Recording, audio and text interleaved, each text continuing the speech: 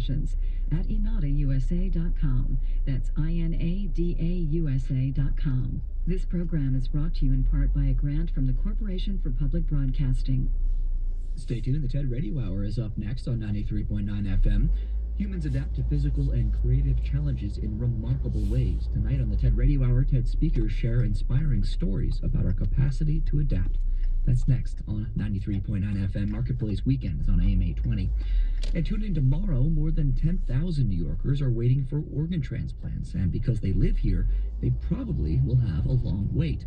Tomorrow on Morning Edition, hear about the life and death consequences of New York having the lowest rate of organ donor enrollment in the nation.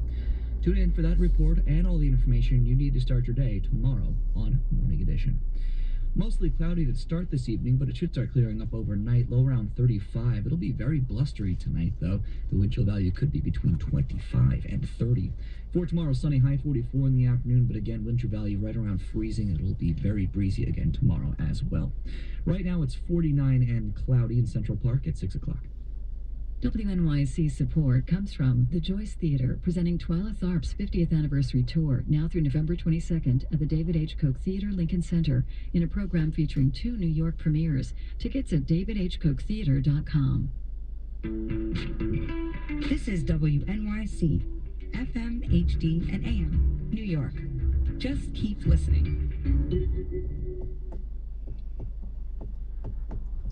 This is the TED Radio Hour. Each week, groundbreaking TED Talks. TED Talks. TED. Technology. Entertainment. Design. Is that really what it stands for? I've never known that. Delivered at TED conferences around the world. The gift of the human imagination. We've had to believe in impossible things. The true nature of reality beckons just beyond. Those talks, those ideas, adapted for radio. From NPR. I'm Guy Raz. Coming up, Humans are unique. We came up with the one adaptation which allowed us to survive. One of the first critical functions of our brain is to adapt. I just create a structure, and then the changing forces of nature adapt the form. this episode, adaptation. First, the news. From NPR News in Washington, I'm Janine Herbst. President Obama vowed today that the U.S. and its allies will destroy the self-proclaimed Islamic State. NPR's Scott Horsley reports Obama says the group's hateful vision is no match for people around the world. Speaking to reporters in Malaysia, Obama said an anti-ISIS coalition will retake the territory the group now holds in Iraq and Syria, cut off ISIS financing, and hunt down the leaders of the terrorist group. Even as that fight goes on, Obama says Americans should not be cowed by Paris-style attacks into changing the way they live their lives. The most powerful tool we have to fight ISIS is to say that we're not afraid. Obama is set to meet with French President Francois Hollande on Tuesday. They'll discuss their counter-ISIS strategy and Hollande's effort to enlist Russia in a grand coalition against the terrorist group. Scott Horsley, NPR News, Washington. The Belgian capital will remain on maximum terror alert for a third day tomorrow. The subway system, schools, and universities will be closed. From Brussels, Terry Schultz reports the government says its decision is based on evidence that Islamist terrorists are planning a Paris-style attack on the city. Belgian Prime Minister Charles Michel says the threat level in Brussels will remain elevated for at least one more day as authorities continue their search for suspects believed to be planning multiple attacks with heavy arms and explosives. Along with school and metro closures, the massive presence of military and police in city streets will continue, with special attention being paid to transportation networks. No arrests have been made since the terror alert was raised to its highest level early Saturday morning. Interior Minister Jan Jambon says authorities are seeking not just alleged Paris attacker Salah Abdeslam, who's still on the run, but several other people as well. The rest of Belgium is at level 3 out of 4. The situation will be reassessed Monday afternoon. For NPR News, I'm Terry Schultz in Brussels. An Israeli woman was stabbed to death today in the West Bank, and Israeli forces and civilians were involved in killing 3 suspected Palestinian attackers.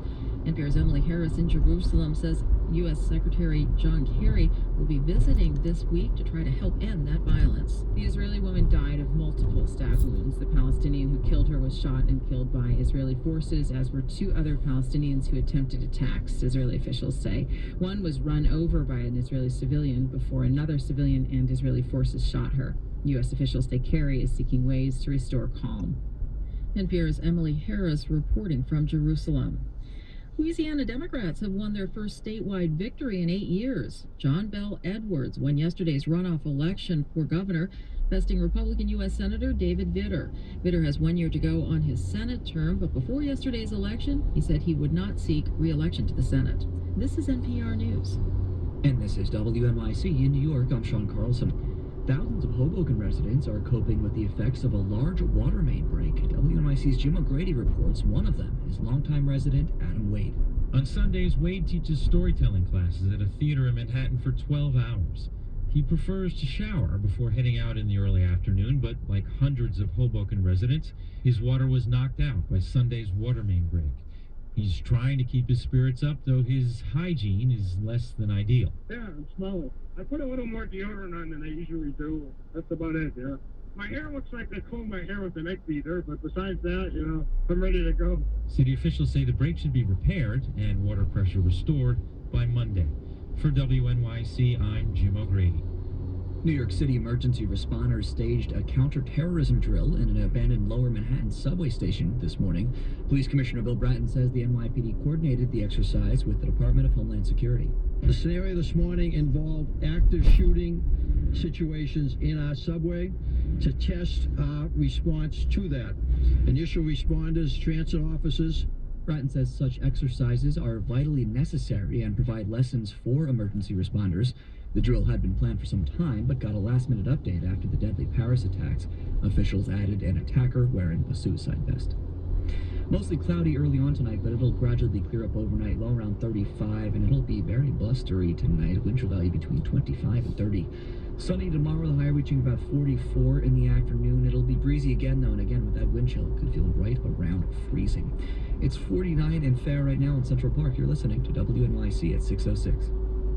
Support for NPR comes from the Gilchrist Foundation, supporting NPR's enduring commitment to making music, arts, and culture accessible to audiences in the Midwest and across America. More information is available at thegilchristfoundation.org.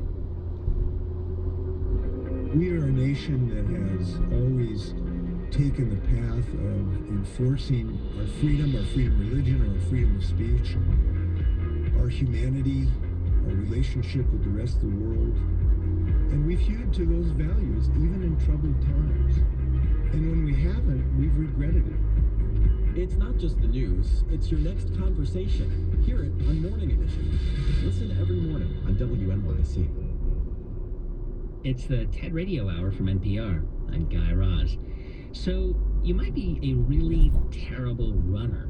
Maybe it's just not your thing. But this guy... Yep, right here. Great. Oh, perfect. He is out to convince you. Chris McDougall. I'm the author of Born to Run. That millions of years ago, evolution turned us into runners. And Chris says running, to be precise, long-distance running, is basically all we got. I mean, think about this right now. If you stripped me naked and you chucked me out in the woods, I have no natural weaponry at all. I mean, humans as animals, we're not very strong. Right. We can't climb very well. We don't swim very well. We can't fly. We have no fangs. We got nothing. I probably would not walk back out of those woods. There's a theory about human evolution, and it argues that the human brain basically just exploded in size about 2 million years ago. And a lot of that growth came from food, which included eating animals. But we also know that humans only started to kill their prey with rocks and spears about 200,000 years ago. So a big anthropological mystery, which Chris laid out on the TED stage. So somehow, for nearly 2 million years, we are killing animals without any weapons. Now, we're not using our strength because we are the biggest sissies in the jungle. Okay? Every other animal is stronger than we are. They have fangs, they have claws, they have nimbleness, they have speed. We think Usain Bolt is fast. Usain Bolt can get his ass kicked by a squirrel. Okay? We're not fast. That would be an Olympic event. Turn a squirrel loose. Whoever catches a squirrel, you get a gold medal. So no weapons, no speed, no strength, no fangs, no claws. How are we killing these animals? Perhaps it's because humans, as much as we like to think of ourselves as masters of the universe, actually evolved as nothing more than a pack of hunting dogs. Maybe we evolved as a hunting pack animal. Because the one advantage we have in the wilderness is sweat. Better than any other mammal on Earth, we can sweat really well. But the advantage of that is the fact that when it comes to running under hot heat for long distances, we're superb. We're the best on the planet. You take a horse on a hot day, and after about 5 or 6 miles, that horse has a choice. It's either going to breathe or it's going to cool off, but it ain't doing both. We can. So what if we evolved as hunting pack animals? What if the only natural advantage we had in the world was the fact that we could get together as a group, go out there on an African savanna, pick out an antelope, and go out as a pack and run that thing to death? I mean, we essentially evolved to endure. That's exactly it. That is our one superpower on Earth. Yeah. And I love it too because it's not the superpower you would choose for yourself. You know, if you were given all of the powers of the animal kingdom at your disposal, you think, I want to soar like a hawk, I want to swim like a dolphin. But actually, it was that ability to sweat which made every other great human achievement possible, because the fact that we could sweat allowed us to run super long distances on hot days. Yeah. So rather than overpowering animals, rather than out-sprinting them, we can endure. We can go and go and go and go until they would just collapse and fall over. And go and go and go. This is how we became who we are, by adapting. And though we think of adaptation as something intrinsic, like evolution, it can also be a choice, a decision you make to change, and a power we all have. So on the show today, we're going to explore ideas about adaptation, whether it's adapting to our biological circumstances, or our physical limitations, or the changing world around us. For Chris McDougall, the idea that humans adapted to run long distances means that somewhere deep inside of us, we're built for it. So the obvious question Chris asked is, if we're intrinsically meant to do this, how come most of us don't? And the answer to it, I think, can be found down in the Copper Canyons of Mexico, where there's a tribe, a reclusive tribe called the Tarahumara Indians. They have been living essentially unchanged for the past 400 years. When the conquistadors arrived in North America, you had two choices. You could either fight back and engage, or you could take off. The Mayans and the Aztecs engaged, which is why there are very few Mayans and Aztecs. The Tarahumara had a different strategy. They took off and hid in this labyrinthine, networking, kind of spiderwebbing system of canyons called the Copper Canyons. And there they've remained since the 1600s, essentially the same way they've always been. Deep in the old age, 70 and 80 years old, these guys aren't running marathons. They're running mega marathons. They're not doing 26 miles. They're doing 100, 150 miles at a time. And apparently without injury, without problems. Wow. I mean, how did this happen? And what's the story? So here's the thing. When I first went down to the Copper Canyons to look for the Tarahumara, I thought that what I was going to be finding was like, Professor X's X-Man Academy. I thought I was going to find there's like culture of like mutants. Right. What I discovered instead was this is normal humanity. I was looking into our own past. I was actually looking at what humans really are. We're the ones that have adapted to an artificial culture. The Tarahumara are kind of like living Smithsonian exhibits. They are preserving the same natural abilities that humans relied on millions of years ago. And today, Chris believes most of us have actually over-adapted. We've lost something primal about how we run.